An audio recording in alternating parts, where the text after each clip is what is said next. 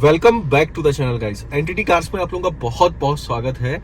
और जैसा कि आप लोग देख ही रहे हैं कि आज के टाइम पे गाड़ियों के रेट्स जो हैं वो काफी ज्यादा इंक्रीज हो रहे हैं। हर दो महीने में जो है इंक्रीमेंट हो रहा है प्राइस पे, चाहे वो एक्स शोरूम हो चाहे वो टैक्स हो।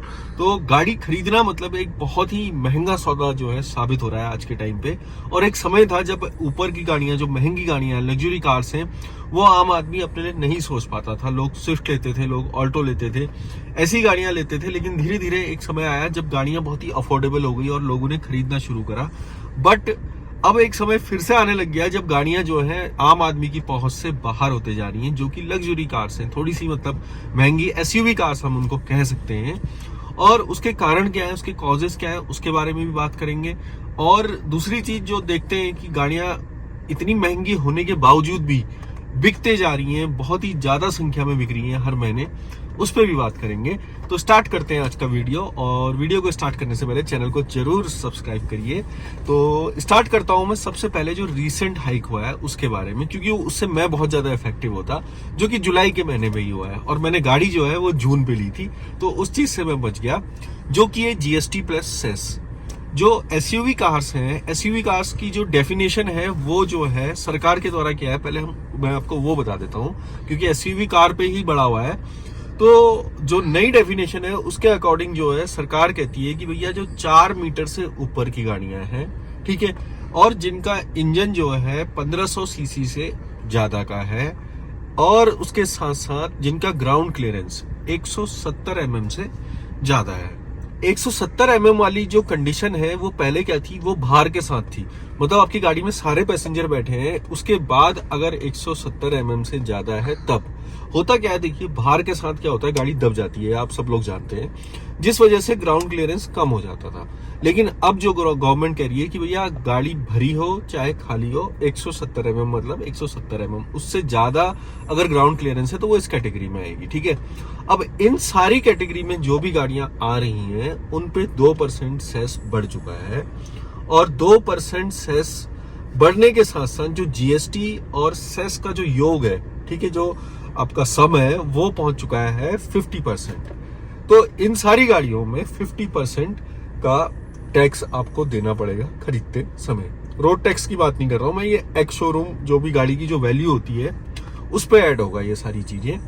और इसमें जो गाड़ियां हैं वो टाटा हैरियर, एक्सयूवी, स्कॉर्पियो, इस तरीके की गाड़ियां जो आती हैं वो आएंगी।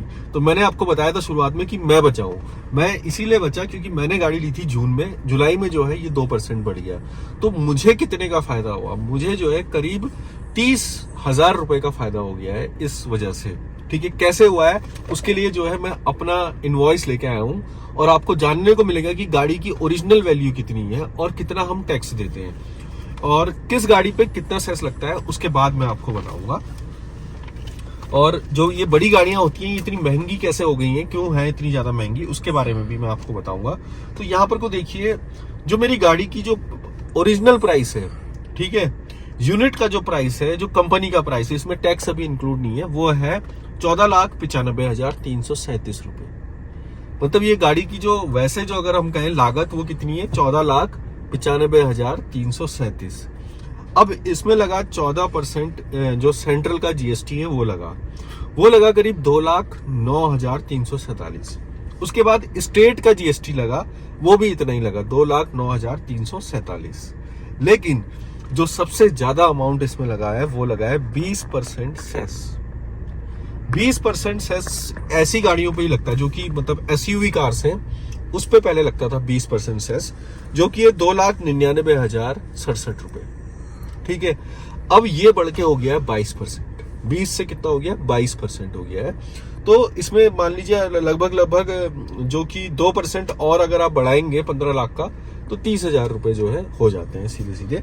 तो 30,000 रुपए इसमें और इंक्रीमेंट हो चुका है। तो मैंने जो सेस दिया है वो करीब 3 लाख के आसपास दिया था जून में, लेकिन मैं अभी अगर ये गाड़ी खरीदता तो मुझे 3,30,000 रुपए का सेस देना पड़ता। तो टोटल टैक्स जो मैंने पेड करा है, टैक्स ही टैक्स है सिर्फ, हाँ, 7,17,762 रुपए। इतने में अच्छी खासी कोई हैचबैक आ जाती जितना सिर्फ इस गाड़ी का टैक्स गया है। जो कि जीएसटी और सेस है। को सेस के बारे में बता देता हूँ कि किस कैटेगरी की कार्स पे कितना सेस लगता है।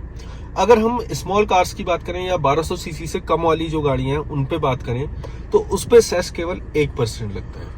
फॉर एग्जाम्पल अगर मैं कहूं कि नेक्सॉन का जो अगर बेस मॉडल है वो 6 लाख का आता है, यूनिट प्राइस बात कर रहा हूँ, यूनिट प्राइस, और वो 1200 सीसी से कम है तो उसमें 1% सेस लगेगा, मतलब कि 6,000 रुपए।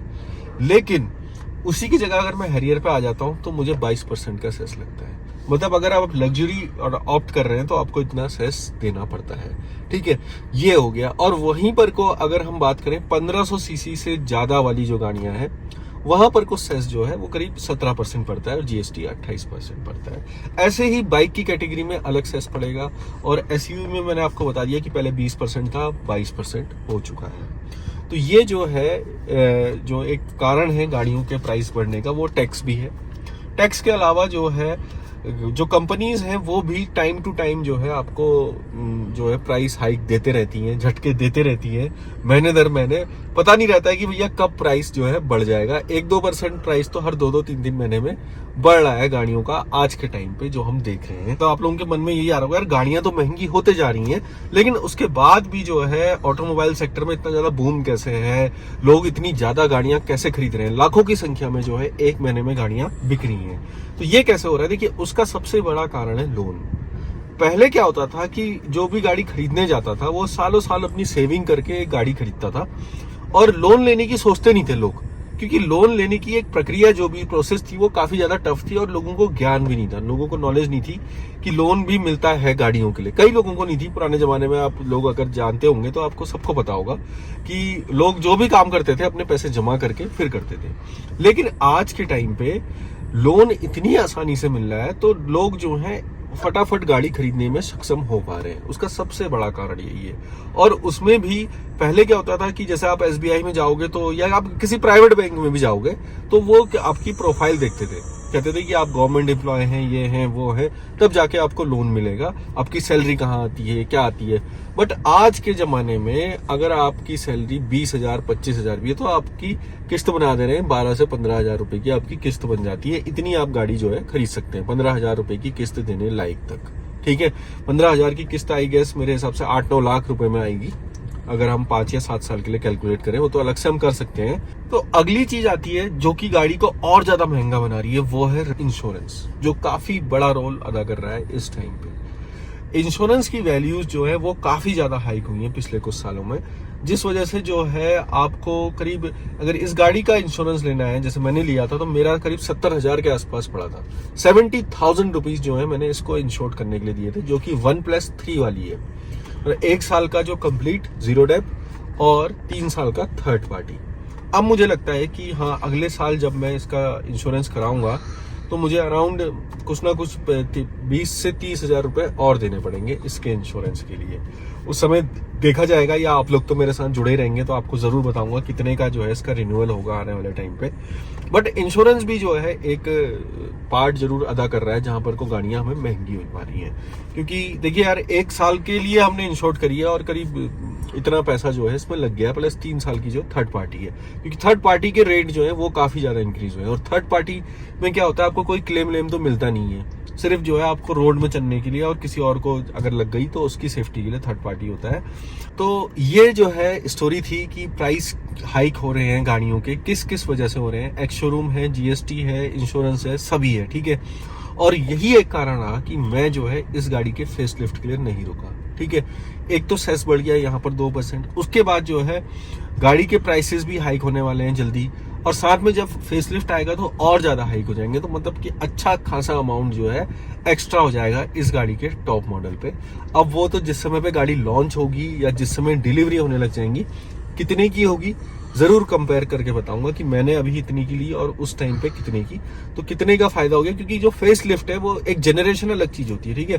फेस लिफ्ट में ये जो टच स्क्रीन है ये तो बदलने वाला नहीं है, बस ये गेयर नॉब बदलने वाला है, छोटा हो जाएगा गेयर नॉब, और थोड़ा बहुत जो है आगे लाइटों का चेंज होगा। और वो लाइटें भी जो है मुझे कुछ खास पसंद नहीं है पर्सनली, मैं कहूँ क्यों, क्योंकि इन लाइटों का जो सिंगल लाइट जो अब आ रही है ना अलग से, जैसे कि विटारा पे आती है, कुछ उस तरीके की लाइटें इस पे भी देने वाले हैं, या क्रेटा पे आती है, तो उनका थ्रो जो है वो काफी मतलब बेहतरीन उनको हम नहीं कह सकते हैं, थ्रो के मामले में बहुत ही कम है, जिस वजह से जो है आपको दिक्कत होती है विजिबिलिटी में। तो मुझे ये वाली लाइटें ज़्यादा बेस्ट लगती हैं, जिसमें कि हाई बीम अलग और लो बीम अलग, और अलग से जो है पूरा सेटअप होता है, और साथ में फॉग लैम्प अलग होते हैं। बट जो भी लीक आए हैं इस गाड़ी के, उसमें जो है हेडलाइट की यूनिट एक कर दी गई है सामने, तो वो थोड़ा सा दिखने में तो अच्छा लगता है कूल, बट विजिबिलिटी का क्या रहेगा, कैसा रहेगा, वो तो जब पूरी रिवील होगी नई सफारी या हैरियर तब पता चलेगा। तो आई होप गाइस आपको ये वीडियो पसंद आया होगा। पसंद आया तो चैनल को लाइक, सब्सक्राइब, शेयर जरूर कीजिए। मिलता हूं आपसे अगले वीडियो में, तब तक के लिए stay safe, keep blessed, bye bye.